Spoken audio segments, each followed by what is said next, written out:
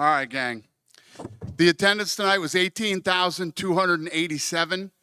The gate was 11.5 million.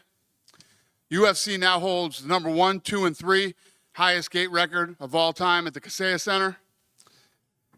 Fight of the night was the main event. Volk and Lopez. The performance of the nights went to Paddy Pimblett and Silva. They all won $50,000. Congratulations to them.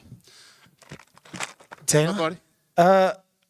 First of all, we'll start with the main event. Incredible performance by both guys. Yeah. But Volkanovski, everyone's talking about his age, his chin. For him to come out and look basically as good as he ever has, give us your thoughts on his performance. Yeah, I thought he looked incredible tonight. I don't ever remember Volk not having a good chin, and he's really not that old. Were you surprised at how many shots, big shots, Diego was able to take and keep coming? Yeah, fascinating thing. Niner, one of the production guys, was telling me during the fight that that Lopez was 5 inches taller, but only had a 1-inch reach advantage or something like that. Because I was surprised that Diego wasn't throwing more jabs and trying to stay on the outside and use his reach advantage a lot more. But it was a good fight. Both guys, dug deep, battled. Yeah. Obviously, look, whoever wins, wins. But for Volkanovski to win and become champion again, we remember how active he was when he first held the belt. For you personally, is it just cool that you have a guy who you can rely on anytime you need a champion to step up and fight? Yeah, I mean, we don't have that many problems with guys. But there's no doubt about it that Volkanovski was one of the best ever. I mean, the guys like him and Pereira, and they're always ready to fight and always willing to step in and do whatever it takes. Paddy Pimblett, what a performance! Pretty much every question you could ask about that guy now answered. He beat one of the best in the division in Michael Chandler. Give us your thoughts on his performance. What do we do with Chandler now and everything about that fight? Yeah, people keep counting him out, but he keeps looking better and better and better every time he shows up. Yeah, Paddy Pimblett showed tonight that he is the real deal. Beating Michael Chandler and beating him the way that he did, I don't know how you can doubt the kid anymore. It would seem likely that next fight out, he's going to get a big name opponent, right? And probably that would be the one that put him into title contention. Well, tonight was a pretty big name opponent too. But yeah, he's in that spot now where he's going to be fighting top guys. Yeah. I wanted to ask you one more question outside of tonight. It seems like the GFL is maybe dead on arrival. They were unable to put on their first events. I don't know about your thoughts about them, but do you ever look at the business of MMA, and is it a bit of a concern to you that sometimes these promotions are not able to give fighters a place to go after they're done in the UFC, or give them a place to go instead of the UFC? Does it concern you that the business of MMA suffers without these other promotions doing well? Yeah, I don't know enough about the GFL to really speak on it, but it's a lot harder than it looks. It's a lot harder than it looks. I don't know what else to say about that. I don't know enough about it. Yeah. So when these new promotions pop up, say they're changing the game, say they're going to do all this new stuff and pay the fighters more and all that. We saw it with Triller. We now see it with GFL. It seems to happen fairly regularly. Do you just not even pay any attention to it at this point? None. That's why I don't know a lot about it. Literally none. I don't look at, obviously anywhere where these guys can go and make money either on their way up or on their way down is a great thing. But I don't even pay attention to any of that stuff anymore. Daniel, right here. I guess there's a video of Patty and Colby Covington getting into a Yeah, I just heard that on the way in here. You don't know any of what that was all about? It happens all the time back here, though. Pretty great performance from Yair Rodriguez. So some people online think maybe Pitbull just kind of froze under the UFC lights, especially in that first round. I don't really think he threw anything. So what did you make of that fight as a whole? Yeah, I thought it was a good fight. And there's no doubt about it. I mean, you guys have heard me talk about it for years. The jitters, no matter where you've been or what you've done, you think you're going to come here and it's going to be the same, and it's not. I'm not sure if that happened to him tonight. You'd have to ask him, but I thought it was a good fight.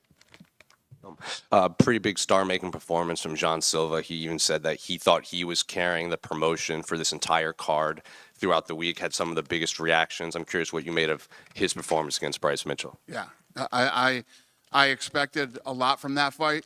I'll tell you what I'll say about Bryce Mitchell.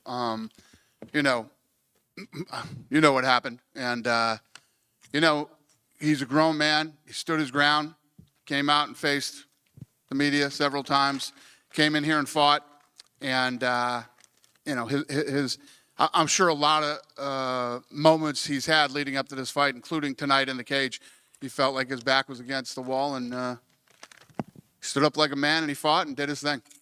Jean Silva was back here, and he asked me to ask you this. His goal is to get married to his partner in a church, and he offered to make you the best man at his wedding if you would pay for the wedding singer. Well, wait a minute. So he wants to marry his partner In a church, in a church. and he offered to make you I'm the best man if I pay for it. pay for the wedding singer. Apparently, there's some Brazilian singer he wants that is out of his price range. He asked me to pass the message along. I'm going to need more information on this, but I'm probably in. There was a couple strange stoppages on the prelims for two different reasons. Obviously, the Dan Ige, Sean Woodson, and then the Darren Elkins, Julian Rosa fight. I'm curious if you saw those two. I didn't see that one. I saw the end when they were, when Elkins was getting up and they were, my room was madness tonight. But I agreed that the Ige fight was stopped too soon. Amanda Nunes made big waves saying that she wanted to come back. She did a scrum backstage, apparently saying she does want the winner of Kayla Harrison and Juliana Pena. I'm curious, did she tell you this ahead of time before? No, at the press conference when I pointed to her, she said yes. Obviously, Aaron Pico, big signing. You've been talking about him for a long time. What are your plans with him? Because he thought he was going to fight Movzar. I guess he's not fighting Movzar, and he still does. He wants a big name, obviously. But I guess what are your plans with Aaron Pico? Yeah, we're working on him. I mean, the last couple of years, we brought in some new guys, Pitbull tonight. And I know that the guys have been really excited about him. They've been really excited to get him in here. We'll probably figure that out on Tuesday. Dana right here. Yeah. I believe the ESPN negotiation window ends Tuesday, right? Right. So just curious as we go into that and you're like surveying the options and everything, like what kind of mindset are you taking into that and like how to level up the product, right? Because that's always been the case with every new TV deal. Is it more events, less events, different types of things? Is there any insights you can share? No, it's a great question. I mean, when the window opens, we'll obviously start, talking to lots of different people, and we'll see what the options are out there. We've said this every time. There could be a time when we end up on several different networks like sports, like all other sports do. I like ESPN, and I've said it many times. We had a bit of a rocky start, which is normal in any relationship, but we're in a great place with ESPN. Whether we re-sign with them or do not, I have nothing but great things to say about my time at ESPN. And when you think ahead, do you want to stick to the same schedule format, 43 events a year? I don't know. It depends on what ESPN or wherever else we go is looking for. Most of the times when you do these deals, you're catering to what the network needs. Plus, they'll have other programming, other sports that they need to, that they're already committed to with certain times and seasons and whatever it may be. So it always changes. Yeah, there's been It doesn't matter to me. Right. There's been like the various, I guess, reporting out there from kind of like media reporting outlets saying the price tag you guys are looking for is $1 billion a year. Is that something you can confirm that would be? Sounds good to me. And the past 2 years, during this week, the International Fight Week headliner has been announced. We don't have that yet. Are you guys pretty close to having that? I think a lot of people are excited to maybe see Khamzat Chimaev in a title fight. Is there any chance he's being looked at? That would be fun. Tuesday. Thank you. Thank you. Danny right here. Yep. Michael Chandler is now 1-5 in his last 6, but he's always been exciting and a fan favorite. What do you make of his performance tonight and work? And he's always in the fight. I mean, he's always in the fight. Tonight was a big night for Paddy Pimblett. People, like we were just talking about, people have been doubting Paddy Pimblett every single fight he fights, and he's undefeated in the UFC. But Chandler's like our Arturo Gatti, man. Every time that guy goes in, you're in for a good fight. You know it's going to be a war, and you don't know whether he's going to win or lose. Can you speak to the depth of the featherweight division? John Silva, we talked about his performance. He's not even ranked right now. we have Volk, we have Lopez, we have Yair. Like, this is a very stacked division. Can you Well, remember? Silva will be he'll be ranked after tonight. Definitely. Is this deeper than it's possibly ever been? Yeah, I just feel like it all keeps getting better and better. Yeah. Earlier this week, there was a news story that broke about the Ali Act potentially being amended by UFC TKO with a memo being sent in. Speculation ran wild as to what that can be. Can you talk to that a little bit? I'd rather not. Thanks for asking, though. Last question. Yep. Do we have a date or a time period when TKO boxing will launch? Yeah. But we still got a lot of work to do. I haven't even come up with a name yet. It's not going to be TKO Boxing. That's just like a placeholder. I got to do that this week, too. I got a lot of work to do before I really start talking about that. Dana, to your right. Just to follow up on the broadcasting rights, there's been a lot of speculation. Do you foresee pay-per-view sticking around, or are you open to the idea of, maybe one of the platforms stepping up and saying, we'll broadcast them all and doing away with pay-per-view? Yeah, it's like what I said to him. It's usually we do what the network, what works for the network. What do they want to do? Do they want to just put it on their air? Do they want to do pay-per-view? I don't know. Do they want to put it behind a paywall? I don't know any of those things. Tuesday, the window opens and we start talking to other networks, and we'll get more into that. And then Verna Jandaroba tonight, 5 wins in a row now, the last 2 against former title challengers.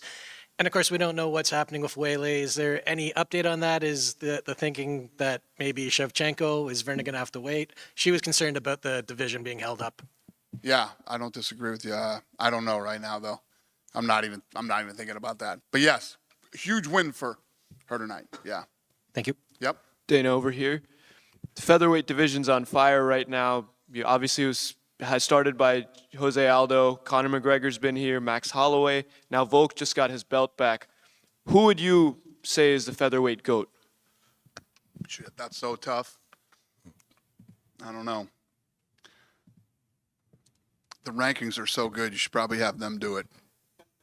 Figure out Dana at the back here, mate. what GOAT is. You done with me? Oh, sorry. Yeah. I had one more if you're cool with it. Go ahead. Yeah. Yeah, so The Ultimate Fighter Season 33 is coming out next month. What's the filming process been like, and has there been any drama? Are there any fighters that really excite you? I don't know about any drama, but the fights are awesome. The fights have been awesome. Yeah. So, yes, sir. Yeah, due to COVID and other reasons, Alex Volkanovski was never able to defend his belt at home. Now that he's the champ again, will you work with him to maybe let him have his first defense in Sydney, Australia? I mean, you never. Everything's about timing and where we're planning on going this year already and all that stuff. But yes, we would love to do that for him. That would be great. Good on you.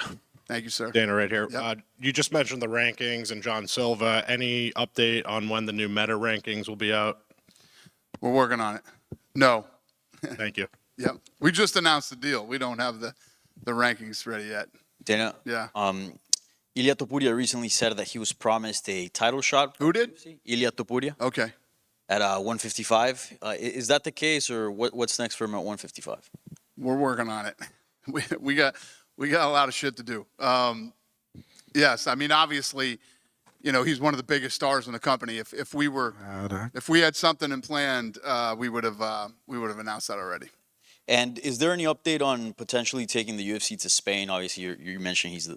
No, we're still working on that too. Also, the UFC announced the booking of Manuel Cap versus Brendan Royval. And a lot of people are thinking that maybe that opens the door for Brandon Moreno to fight Pantoja at UFC Guadalajara. Is that And you guys love to look deep into the future before. I have no brother. We just finished this show tonight. I'm not even thinking about any of that stuff right now. Thank you. Thank you. Dana, over here. Yeah. Right over here. Yep. You blessed us with an amazing card in Miami. In the future, could we see Power Slap come to Miami as well? 100%. Yeah. That's great. Sooner than later. Yeah? Yeah. All right. Hey, Dana. I have one more question. Yep. Oh, sorry. How do you feel about the Miami crowd and energy tonight? Did you feel it met the UFC standard? Did what? I said, how do you feel about the Miami crowd and energy tonight? Incredible. And what was the rest of the question? Did it meet the UFC standard? Did it meet the UFC? Oh, standard? you shitting me? It was insane in here tonight. Yeah, it was incredible. And again, I say this every time that I come here now. It's like Miami has turned into this incredible international destination. I didn't love Miami as much as everybody else did 15 years ago, 17 years ago, whatever, when we first came. Now, this city is off the charts. I mean, everywhere you go, it's buzzing. The restaurants are incredible. The shopping, it's just, this place has really turned into an incredible city over the last several years. And now we're 1, 2, and 3 here all time at the Kaseya Center, and the crowd, the fans, everybody. I mean, this is a place now, when we put on a fight here, we make sure that we build, a badass card, and people come from everywhere to Miami now to spend the weekend here. Yeah. Thank you. Can't say it enough. Hey, Dan, Go ahead, sir. I'm from Brazil. There's what's the plan for Brazil this year with the pay-per-views? Yeah, we've been talking about, we're working on Brazil right now. We will be in Brazil, and we'll figure this thing out. And how's Fight Pass Brazil going? Because I was a big supporter of it. I thought it was awesome to be able to measure our fighters when they fight, how many subscriptions you get and all that stuff. Is it something you guys gonna keep? Is it? Yeah. Yes, absolutely. I mean, that's where we're on TV in Brazil. So yeah, we're gonna keep on doing it. Yes. Last one. And thank you. Any plans for Power Slap in Brazil? Yeah. Listen, I'm taking Power Slap everywhere too. It's gonna go everywhere. I'm sure they'll love it. Thank you. Thank you, sir. Hey, Dana over here. Yep. Hey, so you were mentioning Miami, and like 3 years in a row, it's just been outstanding here. And you've had President Trump here, and even the cabinet here tonight, some of his cabinet. Just what was that like? And just did it make it a little more challenging having him and the cabinet here, because it was a different situation from last year and the year before? Well, when he first started coming, it made it challenging because we had never done it before. Now it's a piece of cake. We work well together with Secret Service and law enforcement, and it goes pretty smooth. Other than some roads being shut down when people are trying to get here, but other than that, it's been very smooth. They're easy to work with, and he's such a huge fight fan. He loves coming to the fight, so it's fun. I like when he comes. And lastly, for me, just what has it been like? UFC has just been killing it. WWE is killing it. What's it been like with this TKO group merger with you guys? And just everything's just going great right now. Well, thank you, sir. Yeah, I agree with you. Everything is good right now. And, yeah, it's been fun. We've been busy as hell. I've been home like 22 days since Christmas. But it's been good, really good. Thank you. Thank you, sir. Dana. Hello, Dana, right here. Hi. I've got only one question. Yep. You guys have been bringing the UFC in Paris 3 years in a row. Every single time you came, the crowd went crazy, maybe as the best in the world. Is it still the plan to come in September as you used to? I think so. Yeah, you know what's crazy? I haven't been to Paris yet for a fight. I haven't made one of those fights, but he tells me it's amazing, and he's like, you have to come to the next Paris show. So the answer is yes, sir. We will be there this year. Thank you. All right. Anybody else? Yeah, Dana. With a fight night coming up in Azerbaijan in June, how are you handling some of the recent risks that are coming up there with some war threats with Armenia? And could this affect fighter safety and event logistics? I don't think so. Obviously, if there was anything that was incredibly dangerous, we wouldn't do it. But if that had to be rebooked, could we rebook it for Boston? I'm not even thinking about rebooking. Could we rebook it for Boston? Yeah, we're gonna be going to Baku. We're doing it, and yeah, hopefully we can get to Boston this year too. I'll be there for the playoffs. Any other questions? Done? Good night, everybody. Thank you.